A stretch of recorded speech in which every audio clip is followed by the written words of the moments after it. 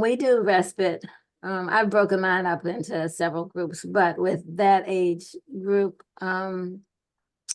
what I do is at the beginning of the year, I pick a theme that we're going to work with. This year, we're just talking simply about praying. So we're walking through the Lord's Prayer. So every month we take one of the lines out of the Lord's Prayer and build our lesson or activities around that particular verse, and which leads us to the spiritual formation part of our group. And then I try to do some kind of exercise with them, making sure that they're all moving and exercising. And then we do like community support training, where I set up an activity. Some months I might work on money, learning how to make change or using change and money to make purchases. So they have to purchase their snacks. I give them a bag of coins, and they have to sort the coins for me. They have a whole bag and they have to sort the coins. They have to count and tell me the value of the coins. Then they have to add it up, and there's a little price tag on their snacks. Like water might be free, but a juice might be 10 cents, or cookies or chips might be 10 or 15 cents. So they have a list that they can check off for what they want for snacks, and they have to add it up, get the money, give me the money to purchase their snacks and stuff before they can eat, if they want to eat. Sometimes they don't want to, but they still have to count the coins because that's a part of the lesson. So that's how we kind of do what we do, is, center it around, again, spiritual formation, exercise, and the community training and that kind of stuff. Interesting. Thank you. So Sylvia, yours is teens and adults as well? Yes, and I do it on a Friday because I like to invite the community. If there's a home group that wants to come in and have an activity for the day, that allows them to have an opportunity to come into the program and to have a space for their activities. So we have 3 groups that we do. I do youth and young adult one Saturday, and then adults on a Friday, and children on another Saturday. Okay. And all 3 are respite events where it's a break for parents and caregivers, but you're doing this value. They come for 3 hours. We started out this year we started with 4 hours. And when everybody started falling asleep or being irritated, I told the caregivers, y'all need to come back and pick them up at 1 o'clock. So we do from 10 to 1. It was from 10 to 2, but it didn't work for them. So yeah. Okay. Thank you. All right. We've got, I think, Julie, and then Karen, you're on deck. I just wanted to tell Daniel about the resource of Masterpiece Alliance. It's masterpiecealliance.org. They have an amazing group of, I think there must have been 60 people with disabilities, adults with disabilities, in the room when Amy went and spoke to their group. And they do a million different kinds of activities. I can't keep up with everything that they're doing. They're about an hour away from us, so we pop in every now and then and join in the fun. But that would be a great resource for you, Daniel. They have a staff. KJ is the director. Scott Habib is the executive director. I guess he's the big boss. Amazing guy with a lot of passion, and KJ is too. A beautiful young woman who's got lots of good ideas. So you might just kind of contact them and say, what are you doing? And they will be very happy to tell you. Or get on their mailing list, and you can get all the ideas from their newsletters that come out. You could do that too, yeah. Yeah, they're a great team and a really good resource. They'll be at Disability in the Church as well, the conference. That's brilliant. What's the name of this group I again? appreciate that. The name of the group is Masterpiece Alliance, and you can reach them at masterpiecealliance.org. Yeah, thank you. That's a good resource. Yeah, thank you. Karen, let's hear from you. Welcome. Thank you. I have a couple of questions. So I am partnering with the children youth pastor at my church, and we have started with the special needs ministry with the young people, the children, nursery to 6th grade. We Okay. recently had the Night to Shine, and so now we're seeing older families with older youngsters or adults with special needs coming. So right now we only have the kids, the kids ministry, and we need to expand. How does that look? How we do buddies with the kids in the room, and if they need, then they'll have one specifically for the child. How does it look for adults? It can look a lot of different ways, and I'm going to open it up here because we have lots of people on here that can share some different things.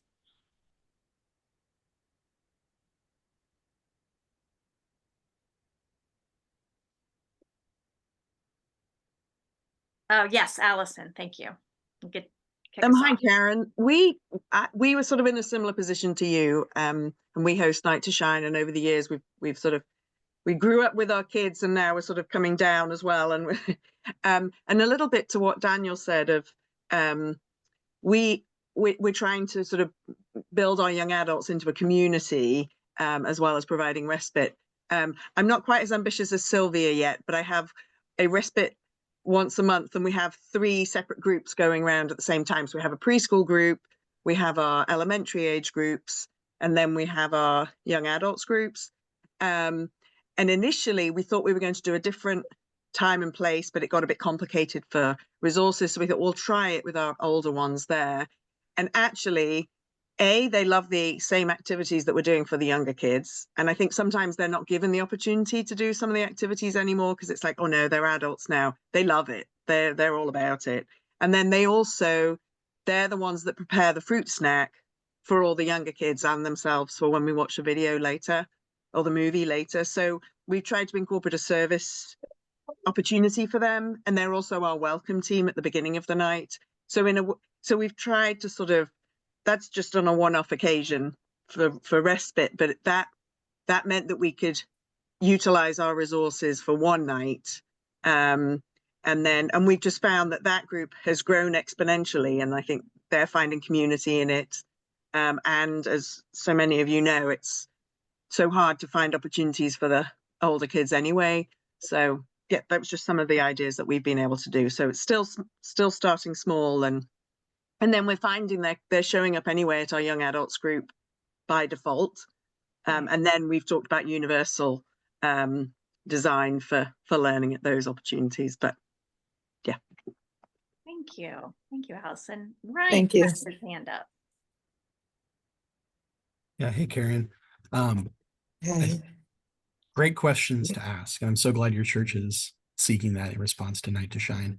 I think the key is to get straight on the question of not what should be done for adults in general, but what should your church do? And I think the best starting point for that is to figure out what adults do in your church in general, and then kind of work backwards from there. So if you figure out what does it mean to be a part of Karen's church as an adult, and then figure out how are those adults with disabilities struggling to participate and connect with what the church is already doing, that's going to inform the kinds of structures and programs and, the lattice that you can build on. But you really have to get clear first, even in order to get buy-in from church leadership and commitment from them, is to figure out what do we want adults in general to do? Because one of the dangers would be in treating adults without disabilities and adults with disabilities as having 2 different goals. When if you're pursuing that unity of the church, it's really, well, what does our church do? And then how can we support and enable those adults with disabilities to do what everybody else does, where everybody else does it? And I think as you pursue that goal, you're going to have those natural ministry structures emerge in response to that, as opposed to trying to just kind of tack on something totally separate to the whole apparatus, if that makes sense. Thank you. Amen and amen to that. And Karen, I'll just brag on Johnny and Friends here for a second. So Ryan's with Johnny and Friends. They do have some fantastic resources to help you and your leadership team kind of work through this. And hopefully right now Ryan's putting it in the chat. I'm guessing he is. So thank you, Ryan, for sharing that. Thanks. Karen, I told you, there's like the right people are on this Zoom here today. Where is the Disability in the Church conference happening? Well, we would be happy to tell you. Lara, would you like to do the honors? Sure, I would. Karen, Disability in the Church Conference is happening in DC this year, April 29th through May 1st at McLean Bible Church, and we would love to have you. I'll put that link in the chat as well. Oh, yes, she will. Mhm. Thanks. Absolutely. All right, so Ryan, I'm going to just go back just in case the chat is not accessible to everyone. So Ryan dropped another little pearl of wisdom in the chat in response to Daniel's question. And Ryan said, don't underestimate the power of routine and rhythm. There's not necessarily anything wrong with recycling favorite activities or things that work. And I cannot agree with that anymore. I mean, it is so incredibly true. And you got a lot of love for that one, Ryan. And then Ryan also shared the link to the Johnny and Friends training pathway. So it's johnnyandfriends.org/training-pathway. And again, we will post all of these links. So if you go to the Key Ministry YouTube channel, we have a playlist for all of these roundtables and all the links are included. And Lara shared the link to Disability and the Church Conference. And she gave you all those details, but you can access that very easily at keyministry.org. All right, Ryan, you still have your hand up. I don't want to move on if anybody wants to say anything else to Karen, but I had a question I wanted to get You're some. killing it today, so keep going. No, I have a question I want to ask, so I don't want to move on. Go ahead. Okay. Ask. We can always circle back. It's about self-injurious behavior at church. So the question is, are there resources that you guys are available for how to help soothe self-injurious behavior, and then also ways to discern when that behavior is a soothing mechanism that's bringing them down, or whether it's something that's ramping up and increasing in danger? Does that make sense as a question? Absolutely makes sense. Yeah. And just judging by some of the head nods, I think many of us have probably experienced this. Does anybody have any resources that we can link to, or any, comments, that maybe have worked for you? I mean, I know, and Ryan, obviously this, this is probably already happening, but just being in communication with the people who know, the particular student in the home environment or the school environment even. I know I have been in some pretty extreme cases. I've asked for and have been granted access to, the teachers and specialists in the school to help me better understand how they're managing some of, the more extreme behaviors. Does anybody have any advice? I'd say I don't have extreme behaviors too much anymore. But as a child or a young adult, I had a lot. Like, I used to come home from school and basically throw my siblings on the floor and beat them up. And then I was fine. But I really think it's like a lot of parents, since they're the greatest advocate for their child, talking to their parents, find out, like, if they're doing this, it might come to this, and that might help you have like, this is a cue that they need to like sit down and rock or be in a rocking chair or whatever. Because I would say that my mom, because she was my greatest advocate, she would be able to tell somebody, you know, if you see Linda start doing whatever, she may need to be like isolated, or give her Winnie the Pooh. Even, you know, even some young adults, they have something that's self-soothing, whatever that is. So, but plus I don't have, I've learned to walk away from people because I have anger issues and deal with it different ways now, but not everybody, and I'm not saying I always do that, but I try to do that. And especially on Facebook, I'm just like, I'm gonna ignore this. But not yeah, bad. so Not bad. I would say talk to the parent and maybe have a little card and say, well, so and so is doing this. We may have, this is what self-soothes them, you know? And Yeah. hopefully it's not an iPad. Thank you for that perspective, Linda. I appreciate that. Yeah, and it's the parents may be struggling to identify, you know, when these That's true, things yeah. are triggered too. But thank you, Sylvia. Yeah, only three things came to my head as the conversation was going on was triggers, transitions, and social stories. So what, and it's hard to know what the triggers may be, particularly since I hear you saying they're coming in like that. So a social story, even though it's the same social story, every Sunday.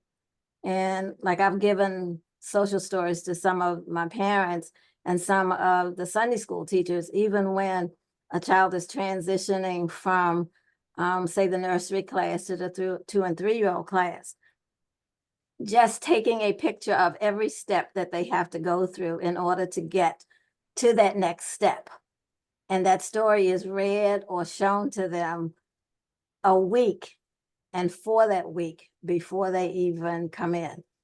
I use dim lights and lavender to kind of keep the room, because everybody says when they come back to the space where we are, it's like, what do you have back here that smells so nice?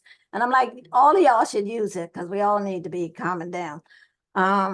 But and also giving, I don't want to say warnings, but timings that, and I had to do this with my kids when they were growing up. You all have had 15 minutes with each other. It's time for y'all to take a break. Mhm.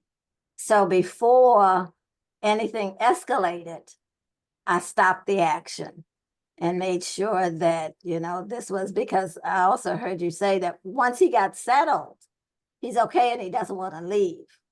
And I think we all probably have had children or individuals or adults like that, that once they know in their head what's going on and what's going to happen and what the next steps are, they can acclimate to that much easier. And sometimes it's my kids, when they come in, they just take their shoes and socks and everything off. And the parents are like, "What? Do you have to take your shoes?" Take the shoes and socks off, because that may be the irritant that's increasing the behavior, and that they haven't been able to tell you that that's what's going on. I don't have any specific right here in front of me methodologies that go, but I've been an occupational therapist for 50 years. So it's just the same stuff that I use over and over again. Okay, when Sylvia talks, people listen. I'm just saying. Thank you, Sylvia. One thought came to my mind, and you any of us probably know this already with whatever student we have, but when a behavior, an unwelcome behavior is ramping up, some folks need, like, distraction works well, so helping their brain switch to a different focus or a different activity. And some folks need kind of to be left alone, like they need a little bit of distance. And so knowing which method is better for that particular person may inform what your, what action you take when, he's starting to kind of lose Well, control a little bit. that's the very challenge, though, of it being self-injurious behavior. Right. Is there is no favored activity. There is just the action. That And so might then that be requires favored intervention. activity. And then that was the other thought I had, was like, am I making this worse somehow? I don't think I should allow him to concuss himself, but like, that's where I'm just kind of at a loss of, And I wonder, you know. because it's probably happening in the school environment. I mean, I would think it would have to be happening in the school environment. And so I wonder what their protocol is. I mean, it's possible he wears a helmet at school. I mean, that could be, anyway, it would be worth kind of finding out what the response is in the home and in the school. Not, I know what you want to get at is like what's causing what's the trigger, but in something where it is, self-injurious, like what is the immediate response, to keep from getting a concussion, that kind of thing. Dennis. Hi, first time here, and so regard my interjection, just worth $2.50 will get you a cup of coffee at Starbucks with my advice. But I am a retired special education and parochial school teacher, and so two things. One, yeah, you get caught up in, well, why is he doing this? What's going on? What's happening? And how do we prevent it? That kind of thing. And there may be something happening that you really have no control over. It may be something happening before he comes into your program. It may be the socks and shoes. It may be an irritating thing that's going on. And that what I have found over the years is that, and it takes time, but I have found that most of the students that I've worked with and young adults, they really, once they know a structure, a routine, they follow that much better. And it's okay to build into that structure and routine that, you know what, you need time away from other people, just because you're not happy, something's going on, that kind of thing. And when you have the behavior that, is appropriate, safe and good with other people, then you can join in with the group. Now, I have an opinion, and my opinion is that I have social workers and psychologists who want to try to talk logically to a person when they're all upset and angry. That doesn't make sense, because when you're all upset and angry, you don't think logically. So some of the best things to do is to limit the interaction and conversation and just be there. And yes, that does mean separating, isolating a little bit, so that one, they don't hurt other people, and two, they, because safety is the most important thing, above anything else, that keeping people safe. And yeah, we want them to come and be part of the group. Now, going back to what I was saying earlier about establishing routine, very often, and I wasn't really good at this, I'm pretty good at setting up a routine, but very often I found my people worked better when they had, like, I think what Sylvia was saying, had pictures of, this is what we're doing now. This is when we do this, then we're doing that. And it's a little PEC program of, the step by step, what's going on. I'll tell you the truth. Once I started adopting the PEC program, it helped me to stay on track. And I didn't take 45 minutes telling a Sunday school lesson and not have time for the games at the end. So, it helped me as the instructor as well. But in regards to what you were bringing up, establishing a routine, and even if that routine is that when he first comes in, hangs up his coat, whatever, put something there. Now come over here and we listen to some music with headphones, just to get that calming effect. And sometimes he's going to need that a little longer, and sometimes he's not going to hardly need that at all. And that's the art. There's a science and art. The science is setting up a routine. The art is adjusting it according to the needs at that given moment. That's good stuff, Dennis. I'm a huge fan of visual schedules, so thank you for bringing that up. And no, I think the whole idea of routine and communicating kind of the expectations and then allowing for some leeway in there is perfect. I know that doesn't address like when the self-injurious behavior. I mean, I know this is like a two-part question, right? It's like how do we try to prevent it from happening, and then holy cow, it's happening. How do we keep the individual safe? Well, also, I'm even just thinking like you have a determining pillow that you can like. Yeah, the real hard one for me, and this is where I get stuck, is I can't tell which direction it's going, because sometimes it spirals out of control, and sometimes that's the soothing behavior, and it's real hard to tell which one's the difference. And then like you cross a threshold at some point, and like, oh, oops, I didn't. Yeah, I guess, I mean, my advice, take it or leave it, is, if